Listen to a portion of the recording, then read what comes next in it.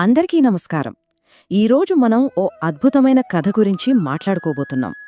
దక్షిణ భారతదేశంలో ఓ కొండ ఉంది. అది మామూలు కొండ కాదు. ఓ దేవుడి ప్రచండమైన కోపాన్ని శాంతింపజేసిన ప్రదేశం అది. ఇంతకీ ఏంటా కథ? పదండి తెలుసుకుందాం. సరే, ఒక్కసారి ఆలోచించండి. విశ్వ గమనాన్నే మార్చేసేంత పెద్ద యుద్ధంలో గెలిచాక ఒక దేవుడు ఏం చేస్తాడు? చాలా ఆసక్తికరమైన ప్రశ్న కదా. మన కథ మొదలయ్యేది సరిగ్గా ఇక్కడే. ఇది బయట శత్రువుని గెలిచి తన లోపల ఉన్న అశాంతిని జయించడానికి ప్రశాంతత కోసం వెతుకున్న సుబ్రహ్మణ్యస్వామివారి కథ. అయితే ముందుగా ఆ యుద్ధ నేపథ్యమేంటో చూద్దాం. శూరపద్ముడు అనే అసురుడితో ఓ భీకరమైన సంగ్రామం జరిగింది. ఆ యుద్ధంలో మురుగన్ స్వామి గెలిచారు, తిరుగులేని యోధుడిగా నిలిచారు. అంతా అయిపోయింది అనుకున్నారు, కాని అసలు కథ మొదలైంది అక్కడే. విజయం దక్కింది కాని శాంతి దక్కలేదు. ఆ గెలుపు సంతోషాన్నివ్వలేదు. పైగా ఆయనలో యుద్ధం మిగిల్చిన తీవ్రమైన ఆగ్రహం, దాన్ని రౌద్రమంటారు, అది కట్టలు తెంచుకుంది. ఆ శక్తి ఎంత తీవ్రంగా ఉందంటే దాన్ని గనక ఆపకపోతే యావత్ సృష్టే ప్రమాదంలో పడిపోయే పరిస్థితి వచ్చింది. మరి అంతటి విశ్వవ్యాప్త ఆగ్రహానికి శాంతి ఎక్కడ దొరుకుతుంది? ఎక్కడ చల్లారుతుంది ఆ కోపం? సమాధానం ఓ కొండలో దాగి ఉంది. దాని పేరే శాంతిపురి. అదే మనమిప్పుడు చెప్పుకుంటున్న తిరుత్తని. ఆగ్రహం కాస్త అనుగ్రహంగా మారే ఆ అద్భుతమైన ప్రయాణం మొదలైంది ఇక్కడే. ఈ రెండు ప్రదేశాల మధ్య ఉన్న తేడా చూస్తే ఆశ్చర్యమేస్తుంది. ఒకవైపు తిరుచెందూర్, అది యుద్ధభూమి, రౌద్రానికి అంటే ఆ తీవ్రమైన ఆగ్రహానికి ప్రతీక. మరోవైపు తిరుత్తని, ఇది శాంతికి నిలయం, ఒక అభయారణ్యం లాంటిది.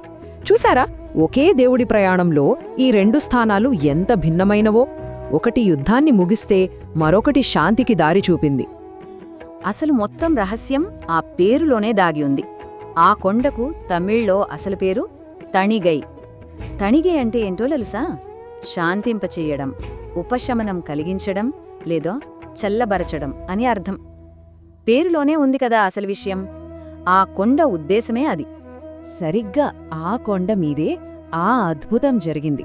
ప్రచండమైన యుద్ధదేవుడిగా ఉన్న స్వామి ప్రసన్నమూర్తిగా మారిపోయారు. అంటే ప్రశాంతవదనంతో, కరుణతో భక్తులను సులభంగా అనుగ్రహించే దేవుడిగా రూపాంతరం చెందారు. ఇది కేవలం రూపం మారడం కాదండి, ఇది తత్వం మారడం. సరే, ఇంత మార్పు నిజంగా జరిగిందని ఎలా నమ్మడం? దీనికి సాక్ష్యమేంటి? దీనికి సమాధానంగానే కొన్ని చాలా ఆసక్తికరమైన కథలు ప్రచారంలో ఉన్నాయి. ఇవి కేవలం కట్టుకథలు కాదు. స్వామివారి ఆ కొత్త శాంత స్వభావానికి ఇవి నిలువుటద్దంలాంటివి. ఉదాహరణకి వళ్ళీ అమ్మవారి కథనే తీసుకుందాం. ఇక్కడ సుబ్రహ్మణ్యస్వామి ఒక గిరిజన యువరాణి మనస్సు గెలుచుకోవడానికి ఏం చేశారో చూడండి. ముందు వేటగాడి వేషంలో వెళ్లారు, తర్వాత ఒక వెంగై చెట్టుగా మారిపోయారు, చివరికి ఒక వృద్ధ సన్యాసిలా కూడా కనిపించారు.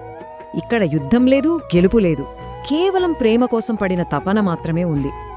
అంతేకాదు, వళ్ళి మనస్సు గెలుచుకోవడానికి తన అన్నగారైన గణేశుడి సహాయం కూడా తీసుకుంటారు.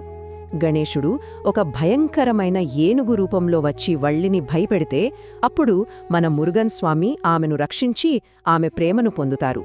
ఈ వివాహం ఏం చెప్పుతోందంటే దైవం దగ్గర ఎలాంటి సామాజిక అంతరాలు, ఎక్కువ తక్కువలు లేవని, ఆయన అందరికీ అందుబాటులో ఉంటారని చెప్పడానికి ఇదో గొప్ప ఉదాహరణ.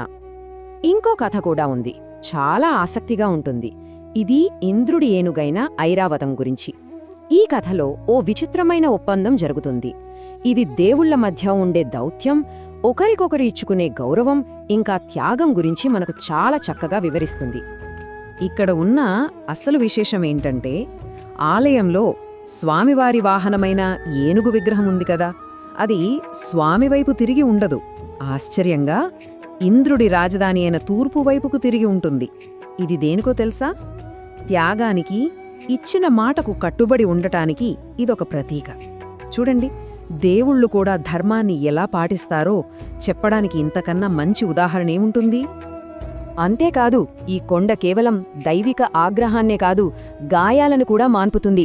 ఇక్కడే ఇంద్రుడు తన దివ్య గంధపు రాయిని ఉంచాడని, సముద్ర మథనంలో గాయపడిన వాసుకి అనే సర్పరాజు ఇక్కడే స్వస్థత పొందారని, చివరికి రావణుడితో యుద్ధం తర్వాత శ్రీరామచంద్రుడు కూడా ఇక్కడే మానసిక శాంతిని పొందారని పురాణాలు చెబుతున్నాయి.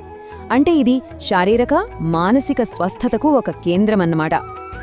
ఈ కథలన్నీ, ఈ ప్రశాంతత అంతా కేవలం ఆ ప్రదేశానికే పరిమితం కాదు, ఆలయ నిర్మాణంలో కూడా మనకు కనిపిస్తుంది.